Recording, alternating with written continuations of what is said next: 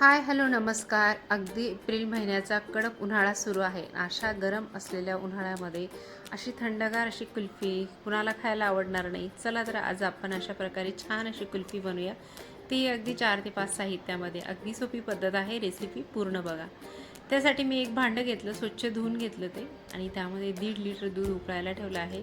सुरुवातीला गॅसची फ्लेम थोडी मोठी केली. जेव्हा आपण मिक्स करतो त्यावेळेस गॅसची फ्लेम मोठी ठेवली आणि नंतर गॅसची फ्लेम लो ठेवून व्यवस्थित हे दूध उकळून घेतलेलं आहे. दूध उकळत आहे तोपर्यंत आपल्याला काजू बदाम घेतलेले आहेत मी 1 वाटी. ते मिक्सरच्या भांड्यामध्ये घातले आणि एकदम बारीक अशी पावडर तयार करून घेतली. तयार झालेली जी कुल्फी आहे ती अगदी बाहेर आपण जी कुल्फी खातो त्या प्रकारे याचा कलर वगैरे येतो. त्यामुळे व्हिडिओ स्किप न करता पूर्ण बघा. आणि परत मी काजू बदामची पावडर टाकल्यानंतर पुन्हा एकदा मिक्स करून घेतलं. मध्ये मध्ये भांड्याला लागलेलं जे दुधाची साय आहे ती सुद्धा काढत यामध्ये मिक्स करत राहायची.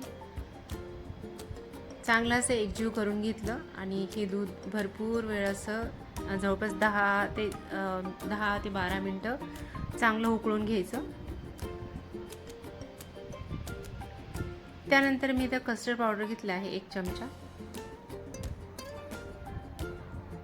यामध्ये आपलं जे दूध उकळत होतं तेच मिक्स करून घेतलं आणि याला व्यवस्थित अगदी लम्स न राहू देता चांगलं मिक्स करून घ्यायचं कस्टर्ड पावडरला.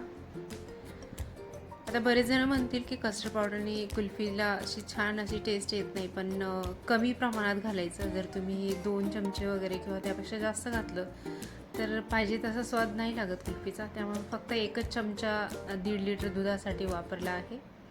हळूहळू मिक्स करून घेतलं दुधामध्ये आणि त्यानंतर याला एकजीव करत घ्यायचं, कारण याचे जे गिठोळे आहेत ते व्हायला नको.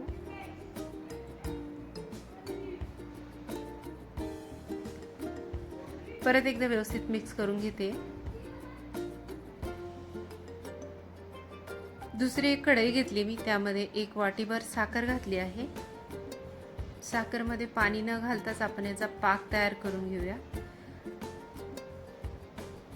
साखर शिजवत असताना मात्र अजिबात हलवणं बंद करायचं नाही, सारखं मिक्स करत राहायचं. नाहीतर ही साखर जी आहे ती खालच्या बाजूने चिटकून जाईल, काळी होईल. त्यामुळं असं सारखं मिक्स करत एकसारख्या रंगावर आपला हा पाक तयार झाला पाहिजे. लगेचच तयार होतो. 4 ते 5 मिनिटांमध्ये बघा मस्त असा पाक तयार झालेला आहे. लगेचच तयार झालेल्या दुधामध्ये मिक्स करून घ्यायचा हा पाक. सावकाश टाकायचं. हा जो पाक आहे तो गरम दुधामध्ये मिक्स करताना हलकसं याची जी वाफ आहे ती हातावर वगैरे येण्याची भीती असते, त्यामुळं सावकाश मिक्स करायचं. हा पाक पूर्ण मी दुधामध्ये ॲड करून घेतला आणि त्यानंतर याला एकसारखं हलवत राहिले. अशा प्रकारे आपण जेव्हा पाक करून दुधामध्ये मिक्स करतो त्यावेळेस या जो कुल्फीचा कलर आहे तो अगदी आपण बाहेरून आणतो त्या कुल्फीप्रमाणे तयार होतो. तयार झालेला पाक हा अशा प्रकारे चमच्याला चिटकला होता, पण काय हरकत नाही, तो हळूहळू या दुधामध्ये छान असं एकजीव होऊन जातो. मिक्स करत राहायचं आणि गॅसची फ्लेम लोच राहू द्यायची. आपण ज्यावेळेस या दुधामध्ये पाक मिक्स करतो त्यावेळेस दूध हलकंसं पातळ झाल्यासारखं आपल्याला दिसतं, पण जसं जसं दूध घट्ट होतं तसं अगेन हे दूध थिक होऊन जातं. हे बघा, हे चमच्याला चिटकलेला होता पाक मी पूर्ण काढून घेतला आणि त्यानंतर त्याला परत एकदा व्यवस्थित एकजीव करून घेतला आहे.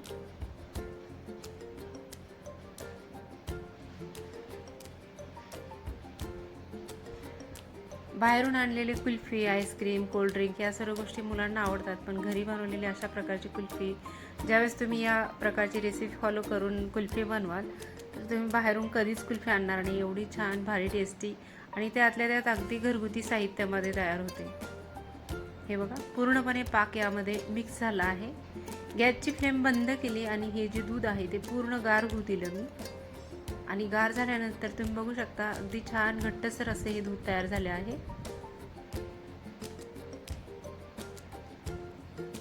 तयार झालेलं दूध मी सेट करायला या भांड्यामध्ये ठेवत आहे.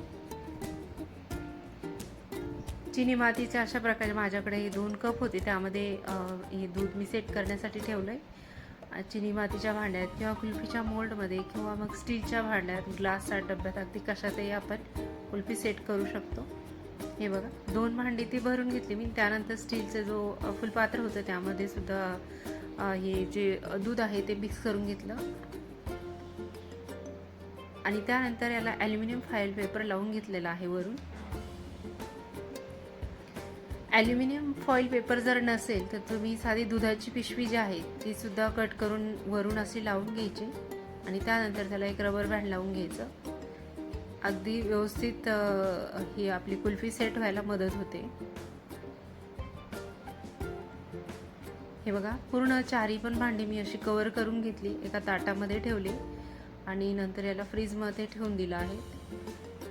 फ्रीझरमध्ये ठेवल्यानंतर जवळपास 6 ते 7 तासामध्ये ही जी कुल्फी आहे ती सेट होऊन जाते. 7 तास झाले होते. त्यानंतर मी याचे जे रबर बँड आहे ते काढून घेतले आणि त्यानंतर ही जी कुल्फी आहे ती आपण कट करून घेऊया. हे बघा किती छान दिसत आहे.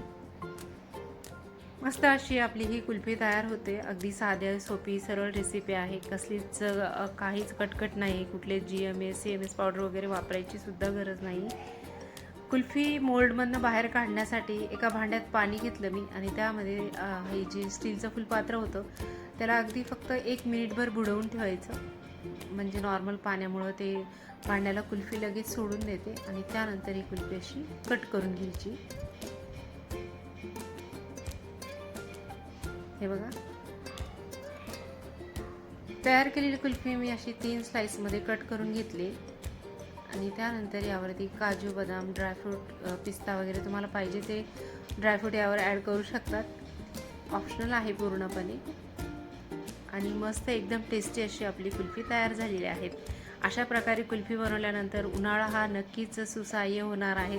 व्हिडिओ थोडा जरी आवडला असेल तर व्हिडिओला लाईक करा, शेअर करा आणि कमेंट नक्की करा. तुमचा अमूल्य वेळ देऊन व्हिडिओ बघितला त्यासाठी खूप खूप धन्यवाद. Thank you so much.